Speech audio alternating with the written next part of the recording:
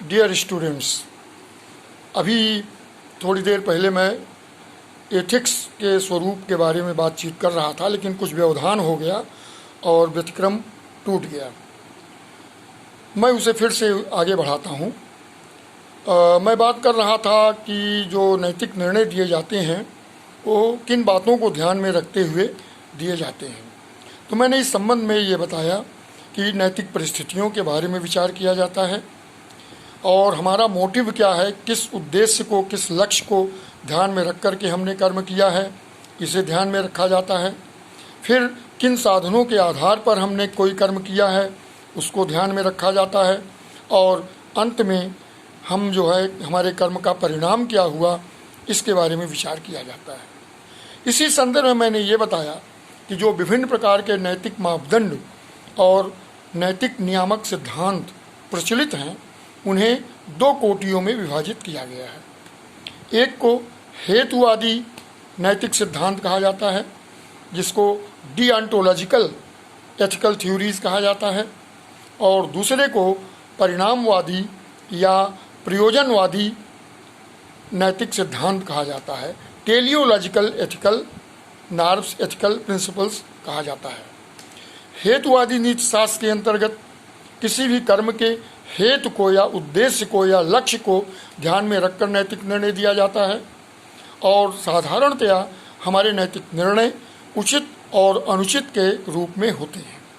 यदि नियमों के अनुरूप कर्म किया गया है और शुभ उद्देश्य को प्राप्त करने के लिए शुभ साधनों का प्रयोग किया गया है तो हमारे कर्म उचित कहलाते हैं। प्रयोजनवादी नीति शास्त्र के अंतर्गत कर्मों के परिणाम को ध्यान में रखा जाता है और यदि हमारे परिणाम अनुकूल हैं, शुभ परिणाम निकल रहा है तो उन्हें नैतिक कहा जाएगा, और यदि अशुभ परिणाम निकल रहा है, प्रतिकूल परिणाम निकल रहा है तो उन्हें अनैतिक कहा जाएगा। हम इस संबंध में दो प्रकार के मतों का उल्लेख कर सकते हैं। पहले श्रेणी में भारतीय नैतिक विचारकों में महात्मा गांधी का नाम उल्लेखनीय है और पाश्चात्य नीति शास्त्रियों में इमैनुअल कांट का नाम उल्लेखनीय है, और दूसरे के अंतर्गत हम सुखवादियों के मत को रख सकते हैं, जो हेडोनिस्ट्स हैं, जो उपयोगितावादी हैं, अर्थात जिनके अंतर्गत मिल हैं, बेंथम हैं, सिजविक हैं, इनके नाम का उल्लेख कर सकते हैं। यदि हम देखें तो हेतुवादी नीति शास्त्र के अंतर्गत जो सिद्धांत प्रचलित हैं उनमें पहला है नियमवाद। इसके अंतर्गत सबसे पहले 4 प्रकार के बाह्य नियमों को मापदंड के रूप में माना गया है, जिनमें ट्राइबल लॉज हैं, जो आदिम जनजातियों के द्वारा बनाए गए नियम हैं। उसके बाद सोसाइटी के द्वारा बनाए गए नियम हैं जिनको सोशल लॉज कहा जाता है, सामाजिक नियम। और तीसरी श्रेणी में पॉलिटिकल लॉज आते हैं, राजनीतिक नियम, राज्य के नियम। और चौथी श्रेणी में लॉज ऑफ रिलीजन या लॉज ऑफ थियोलॉजी या laws of God, divine law आ जाता है। तो ये 4 हैं जिनके आधार पर नैतिक निर्णय दिया जाता है। दूसरे के अंतर्गत आंतरिक नियमवाद है और जिसमें 2 प्रकार के सिद्धांत प्रचलित हैं। एक को इंट्यूशनिज्म कहा जाता है, अंतः प्रज्ञावाद, और दूसरे को बुद्धिपरतावाद कहा जाता है।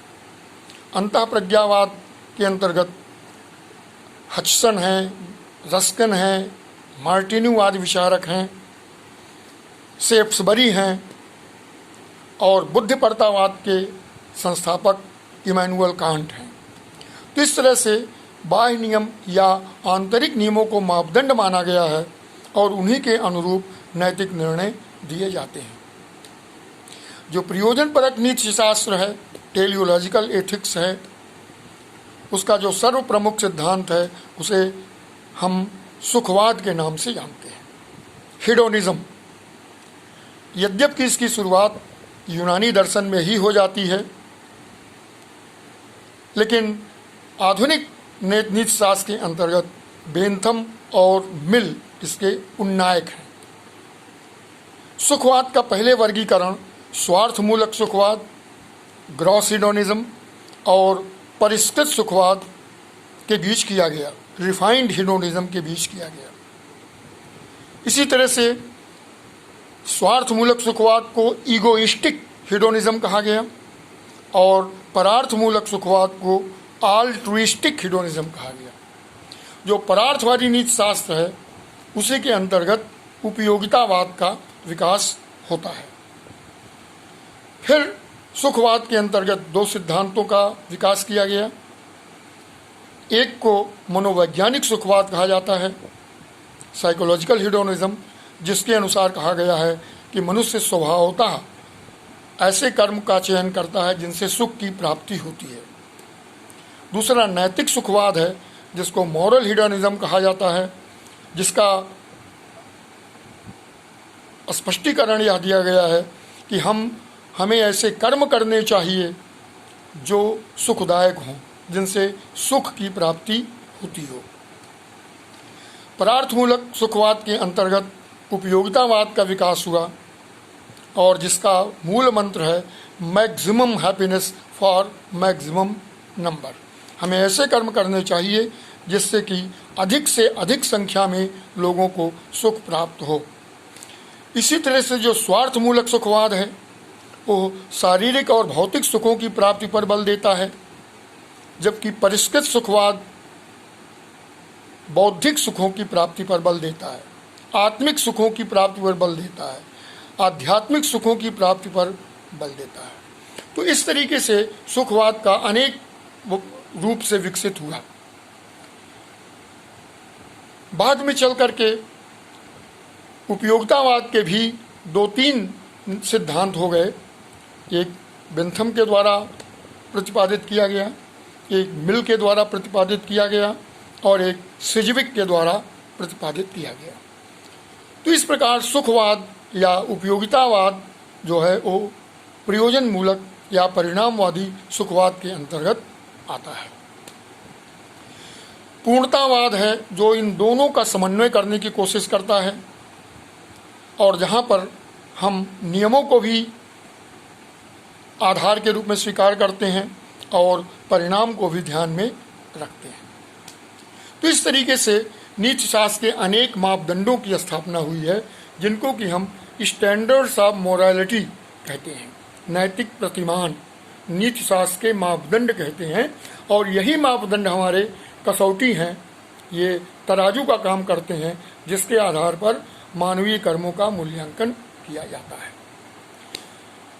जिस नीति शास्त्र की हम इस समय चर्चा कर रहे हैं और इसके पहले की वीडियो में जिसकी बात हमने की है, इसे एंथ्रोपोसेंट्रिक एथिक्स कहा जाता है, मानव केंद्रित नीति शास्त्र कहा जाता है, क्योंकि यहाँ पर नैतिकता का मापदंड मानव, नैतिकता का केंद्र बिंदु मानव है, मानव के कर्म है, मानव का आचरण है, मानव का व्यवहार है।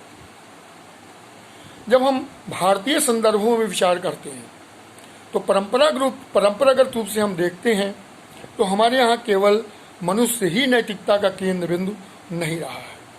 वैदिक काल से ही हम समष्टिवादी विचारधारा के पोषक रहे हैं और इसलिए हमने जिस नैतिक प्रतिमान का विकास किया उसे कॉस्मोसेंट्रिक एथिक्स कहा जाता है। सृष्टि केंद्रित नैतिकता या ब्रह्मांड केंद्रित नैतिकता, हम संपूर्ण विश्व को नैतिकता का प्रतिमान मानते हैं। इसीलिए जीव जंतुओं को भी नैतिकता के परिधि में रखा गया है। हम सब में प्राण स्थापित करते हैं, हम वनस्पतियों में, वृक्षों में भी चेतना स्वीकार करते हैं और उनके प्रति जो हमारे कर्म हैं उसके प्रति भी हमारी जवाबदेही होती है और उससे भी हम पाप और पुण्य के भागी बनते हैं। पश्चिमी नीति शास्त्र में नियामक नीति शास्त्र के बाद जब हम मध्यकाल में आते हैं तो मोरालिटी का एक नया रूप हमें देखने को मिलता है जिसको थियोसेंट्रिक मोरालिटी कहा जाता है, क्योंकि मध्यकाल में धर्मशास्त्र ही नियामक थे। धर्मशास्त्रीय नियमों के आधार पर ही समाज का परिचालन किया जाता था, मानवीय कर्मों का मूल्यांकन किया जाता था। इसलिए उस समय जो नैतिकता विकसित हुई वो धर्मशास्त्रों के आधार पर थी, धार्मिक नियमों के आधार पर थी और उसे थियोसेंट्रिक मोरालिटी कहा जाता है। आधुनिक काल में जब अनेक प्रकार के मॉरल क्राइसिस के हम शिकार हुए, बहुत नैतिक संकट हमारे सामने आ गए, तो हमने पारिस्थितिकी को भी नैतिकता का केंद्र बिंदु बनाया और नैतिकता का विस्तार करते हुए हमने जो है इकोसेंट्रिक मोरालिटी को ध्यान में रखा, अर्थात पूरी इकोलॉजी नैतिकता का आधार है। तो हमने धीरे धीरे 20वीं शताब्दी में आते आते जो मानवेतर प्राणी हैं उनमें भी आंतरिक मूल्यवत्ता देखी, उन्हें भी आंतरिक रूप से मूल्यवान पाया, इंट्रिंसिकली वैल्यूएबल उनको भी हमने स्वीकार किया। तो इस तरीके से हमारे जो मॉडल्स बनते हैं तो कई प्रकार के मॉडल्स हैं। Man centred morality, cosmo centred morality, eco theocentric morality और इकोसेंट्रिक मोरालिटी। बाद में 20वीं शताब्दी में जो इकोसेंट्रिक मोरालिटी है उसको दो भागों में बांटा गया। एक को सरफेस इकोलॉजी कहा गया और दूसरे को डीप इकोलॉजी कहा गया। तो जो 20वीं शताब्दी का डीप इकोलॉजी या गहन पारिस्थितिकी की विचारधारा है वो भारतीय नीति शास्त्र के कॉस्मोसेंट्रिक एथिक्स से काफ़ी साम्य रखती है। तो इस प्रकार 20वीं शताब्दी में हमने मानवेतर प्राणियों को भी, प्रकृति को भी नैतिकता की परिधि में लाया और नैतिकता का विस्तार किया। अब केवल मनुष्य के कर्मों का ही मूल्यांकन नहीं होता है, बल्कि मनुष्य का प्रकृति के प्रति जो कर्म है, मानवेतर प्राणियों के प्रति जो हमारे कर्म हैं, वे भी नैतिक परिधि में आते हैं और उनका भी नैतिक मूल्यांकन किया जाता है। इस प्रकार हमने आज व्यवधान के कारण 2 वीडियो में ये आ पाया है, नैतिकता से जुड़े हुए विभिन्न प्रश्नों पर विचार किया है। मैं आशा करता हूँ कि नैतिकता के बारे में कुछ न कुछ आपको अवश्य लाभदायक जानकारी मिली होगी और अगले क्रम में मैं अप्लाइड एथिक्स के बारे में बात करूँगा। अनुपूरक नीति शास्त्र या जिसको प्रैक्टिकल एथिक्स भी कहा जाता है, व्यावहारिक नीति शास्त्र भी कहा जाता है।